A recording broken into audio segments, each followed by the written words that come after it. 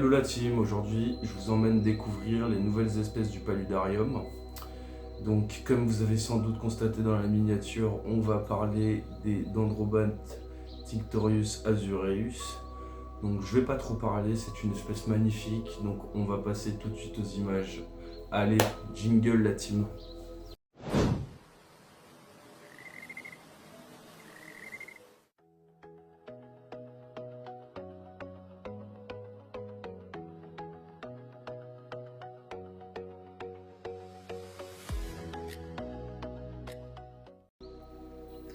Alors, nous voici devant le paludarium donc, que j'ai refait pour accueillir les Dendrobates tinctorius azureus.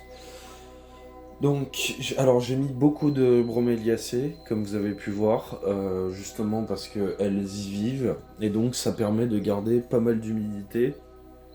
Il faut une grosse humidité pour les dendrobates, car leur peau est très sensible, donc faut pas que ça sèche. Donc pour ça, je brumise avec un fogueur très très fréquemment, et j'ai donc paramétré la pluie, donc minimum 3 fois par jour. Et quand je vois que c'est trop sec, j'en rajoute encore et encore. Alors, pourquoi ne sont-elles plus sous CDC? Alors, déjà, elles sont plus sous CDC depuis 2025, parce que fut une époque, on a cru que Dendrobate azureus était une espèce à part entière, mais il s'avère que c'est une sous-espèce de Tinctorius. Donc les Tinctorius, il y a plusieurs sous-espèces. Il me semblerait qu'il y ait... Alors comment les scientifiques ont su avec certitude que Dendrobate tinctorius azureus était bien une Tinctorius? Eh bien, elle est capable de se reproduire donc avec les sous-morphes, les autres sous-morphes. Et donc, puisqu'elles se reproduisent, elles font partie de la même espèce. Par contre, à éviter en captivité, sinon les patterns se perdent, ce qui est fortement déconseillé. Pourquoi ont-elles des couleurs différentes? Eh bien, parce qu'elles viennent de forêts différentes. En fait, dans la forêt amazonienne, il y a des îlots qui sont séparés par des brousses sèches. Donc, les brousses, ce sont un peu comme des savanes sèches. Et comme les dendrobates ne supportent pas la sécheresse, sinon elles meurent, elles ne peuvent pas passer d'une zone de forêt à l'autre. Il est possible qu'il y ait d'autres patterns encore non découverts, puisque la forêt est, comme dit, vierge, elle n'est pas entièrement découverte. Donc là, vous voyez, il y en a une autre. Alors, rien qu'en Guyane française, il y a 6 sous-espèces. Et donc, Tinctorius azureus, elle est une sous-espèce qui vient du Suriname. Donc voici les principales aires de répartition de Dendrobate tinctorius. Et juste ici, nous allons voir la carte. Donc Dendrobate tinctorius azureus viendrait du massif des Tumucumac, dans une forêt enclavée par la savane de Sipaliwini, au Suriname. Au Suriname, qui borde la Guyane française et qui est juste au-dessus du Brésil. Et donc il y aurait aussi des sous-espèces de Tinctorius au Brésil. Mais il semblerait aussi que les sous-espèces du Suriname soient du coup les plus grosses. Et donc c'est pour ça que Tinctorius azureus est une grosse dendrobate qui peut atteindre entre 4 et 5 cm. Donc j'ai d'autres espèces de dendrobates qui sont beaucoup plus petites. Et donc pour moi, vous voyez, ce bleu est vraiment magnifique. Alors concernant les Tinctorius azureus, en captivité du coup, il y a plusieurs... Ah bah vous voyez, elle vient de manger. Donc le fait qu'elle mange va me permettre de vous expliquer le principe de la batratoxine. Donc elles ne les produisent pas elles-mêmes, ces alcaloïdes. Donc c'est des micro-organismes qui synthétisent les alcaloïdes, du coup en dégradant le couvert forestier, qui eux-mêmes sont mangés par d'autres organismes plus gros comme des mille-pattes, des acariens, des fourmis, des termites, etc., qui sont eux-mêmes mangés par les dendrobates. Donc ces dendrobates ne sont naturellement pas toxiques, mais elles ingèrent une toxine qui les rend toxiques. Et c'est corrélé avec leur couleur qui veut dire attention, je suis toxique. En captivité, puisqu'il n'y a pas d'alcaloïdes dans la terre et donc pas de micro-organismes qui les ingèrent, elles ne peuvent pas être toxiques. Donc pas de toxicité en captivité. toutes les dendrobates n'ont pas le même niveau de dangerosité. Et effectivement, les Indiens les utilisent donc pour enduire leurs flèches et donc partir à la chasse et pouvoir tuer du gros gibier. Il y a il y a plusieurs lignées, on va dire, d'élevage. Donc moi, les spécimens que j'ai ont entre 4 mois et 6 mois, et donc sont d'une lignée à gros points noirs. Grâce à ce schéma, vous pouvez maintenant comprendre qu'il n'y a pas qu'un seul pattern de Dendrobat tinctorius azureus. Sur mes 5 spécimens, aucun n'a le même pattern que les autres. Donc c'est vraiment magnifique. Chaque spécimen est unique. Donc j'ai pris 5 spécimens, et ces 5 spécimens ont des patterns uniques. Pour moi, vraiment, c'était l'espèce de mes rêves. Je la voulais vraiment depuis que je suis petit. Donc j'avais pas les installations nécessaires, ni le savoir, ni la connaissance technique. Et surtout au moment où j'ai commencé à les vouloir vraiment, elles sont passées sous CDC. Comme je suis pas capacitaire, c'était totalement interdit et inenvisageable de les avoir. Donc l'espérance de vie d'une dendrobate, pour cette espèce, c'est de 10 à 15 ans. Donc on fait pas n'importe quoi, faut réfléchir, c'est l'espérance de vie d'un chien. Donc pendant 15 ans, faut s'organiser pour pouvoir leur offrir une belle installation, un bon mode de vie et ne pas faire n'importe quoi. Ce ne sont pas des jouets. Donc, c'est une espèce de dendrobate. Je vais essayer de vous en filmer d'autres. Alors, je sais pas si vous allez voir, mais il y en a une tout là-haut. Alors, j'essaie de zoomer. Ça va illustrer parfaitement ce que je voulais dire. Dendrobat tinctorius azureus est une dendrobate qui est terrestre, mais vous voyez que... le zoom ne se fait pas bien. Mais vous voyez que en terrarium, comme on n'est pas non plus sur des surfaces dignes de forêt, elles vont quand même se balader un petit peu en hauteur. Voilà. Donc on revient au sujet principal.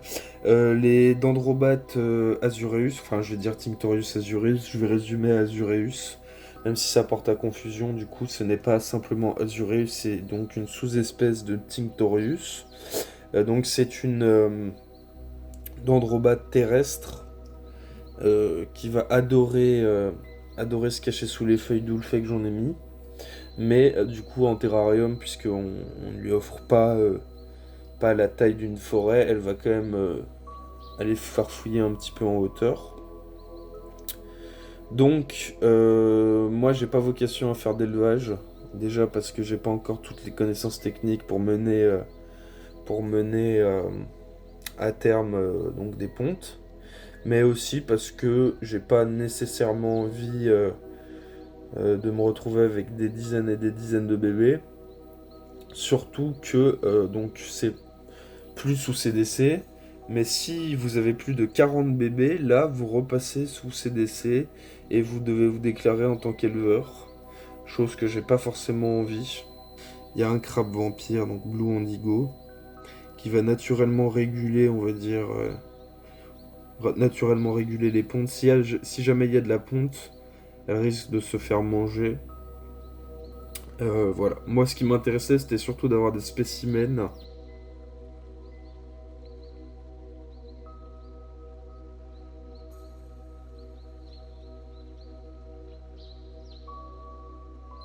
Ce qui m'intéresse, c'est vraiment de pouvoir admirer mes animaux et qu'ils soient bien, quoi. Donc, ces petits crabes vont réguler les pontes. Voilà. Alors, qu'est-ce qui a changé sur le paludarium? Donc, c'est que je suis passé sur des buses Pink Tropical, du coup. Sur du 13 buses. J'ai changé le système de pluie, c'est plus un Super Nano Rain Pro, mais du coup c'est de la pompe qui vient de chez Pink Tropical. Voilà, je voulais passer à du Skylight. Là j'ai une PRI 55, je voulais en mettre une là et une là, donc vraiment passer à 100% sur de la PRI 55, chose que j'ai pas pu encore avoir, mais ça va venir. Concernant les plantes, tout commence vraiment à bien pousser. La Lea zipellina commence à sortir une feuille. Le Mapania caudata, non, ça doit pas être caudata, c'est une autre espèce de Mapania, donc qui ressemble à un palmier, commence vraiment bien à prendre. Là, j'ai mis du Pachycynthria glauca, donc un arbre épiphyte pareil, ça prend super bien. Et donc, toutes les bucéphalandras que j'ai rajoutées qui viennent de chez Pink Tropical commencent à raciner et à s'ouvrir. Donc ça va faire d'autant plus de cachettes pour les dendros. Et puis ça rajoute de la couleur, ça fait d'autant plus ressortir le bleu. Donc ça c'est vraiment magnifique. J'ai hâte que tout colonise. Je fais attention parce qu'avec le problème de Ficus pumila, bah il y a encore de nouveau des pousses, donc celles-ci je vais les couper. Vous pouvez aussi observer que le Piper là-bas, enfin je sais pas si ça va bien se voir, mais j'ai un Piper du coup qui commence à sortir une feuille. Voilà, voilà. Donc là, on a Cissus discolor qui va bien pousser, ça va faire des lianes. Donc l'emblémentéa avec la ligne rose, je sais pas si vous la voyez, c'est un peu stagné. Et sinon, j'ai une Vitales SP, donc magnifique plante tropicale qui va se coloniser. J'ai du Ficus quercifolia, celui-là j'en ai remis un petit peu pour que vraiment ça reparte. Il pousse beaucoup moins vite que Ficus pumila et des feuilles plus petites, je trouve le rendu vraiment mieux. Et du coup, pour revenir au sujet des dendrobates, je sais pas si vous constatez, mais j'approche mon doigt, elle n'a pas peur du tout. Donc ça c'est vraiment... Ah si quand même un petit peu, mais je vais pas la toucher. Les amphibiens ont une peau vraiment très sensible, il faut vraiment ne pas les manipuler. Moi j'essaie de les habituer parce que je les ai reçus seulement mardi il y a 3-4 jours.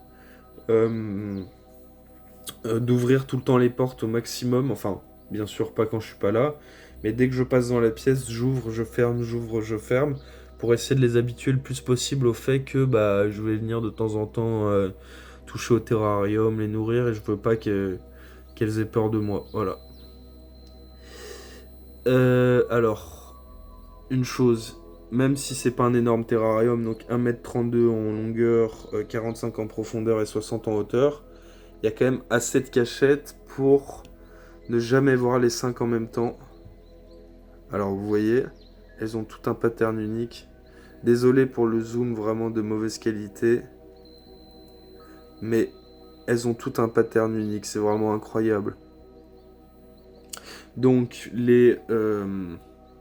donc là, les broméliacées, les neoregelia commencent à vraiment bien s'ouvrir, les couleurs sont vraiment intenses. Vous voyez qu'il y en a une deuxième là.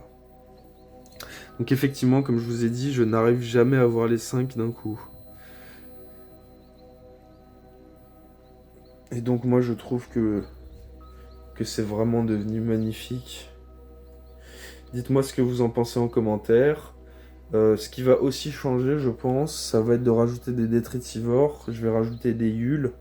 Soit quelqu'un dans les commentaires qui posséderait des yules pourrait me dire éventuellement le nom d'une espèce en commentaire, ou bien me conseiller des gens qui connaîtraient une espèce. Je suis pas expert, mais comme je fais que du bioactif, j'aimerais vraiment trouver l'espèce idéale. Donc là, je vais bientôt refermer. Je vais bientôt refermer. Et je bremiserai une dernière fois vraiment pour remettre de l'humidité. Et vous voyez, alors je sais pas si on va voir, mais grâce du coup au sticky sol que j'ai utilisé, les spores de mousse commencent vraiment à bien reprendre. Et donc j'ai hâte que tout redevienne bien mousseux comme ici. Donc le petit crabe aussi apparemment il a pas peur. Donc je nourris bien les crabes, de temps en temps avec des grillons mais assez rarement. Et plutôt du coup avec des pastilles de poisson de fond, ça ils adorent. Des pastilles pour axolotes, voilà. Et concernant les dendrobates, alors je sais que certains me conseilleraient de varier au maximum les proies. Moi je reste vraiment beaucoup sur de la drosophile parce que c'est des bébés. C'est pas évident pour elles de manger de manger d'autres types de proies. Les droseaux, c'est vraiment pas mal du tout. Donc voilà la team, dites-moi ce que vous en pensez. En UV, donc faut un type d'UV forestier, puisque comme c'est des animaux qui vivent sous le couvert forestier, elles n'ont pas tout le temps accès au soleil. Elles n'ont pas tout le temps accès au soleil, donc c'est un UV très faible finalement. Donc moi je n'en mets que dans cette zone si elle monte, sinon il n'y a pas d'UV. Il n'y a pas de lampe chauffante non plus, parce que les dendrobates, enfin cette espèce, et donc la majorité des miennes aussi, c'est entre 23 et 26 degrés. Et donc les lampes chauffent naturellement à 26 degrés, donc j'ai pas besoin de mettre de lampe chauffante. Et voilà.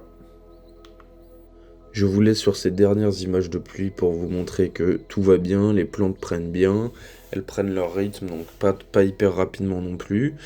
Pour vous dire aussi que vous verrez l'évolution donc de l'acclimatation des grenouilles dans le prochain room tour. Et aussi pour faire un petit message de prévention, c'est pas parce qu'elles ne sont plus sous CDC qu'on doit se ruer dessus comme un effet de mode. Ce ne sont pas des objets. Quand on prend un animal, il faut savoir l'aimer. Et pour l'aimer, il faut lui offrir les meilleures conditions possibles, s'organiser. Que fait-on d'elle si on part en vacances? Voilà, il y a plein de types de questionnements à avoir avant de l'acheter. Ce sont des animaux donc qui resteront avec vous entre 10 et 15 ans si toutes les conditions sont réunies. Donc voilà, aimez vos animaux, donc offrez-leur les meilleures conditions de vie possibles.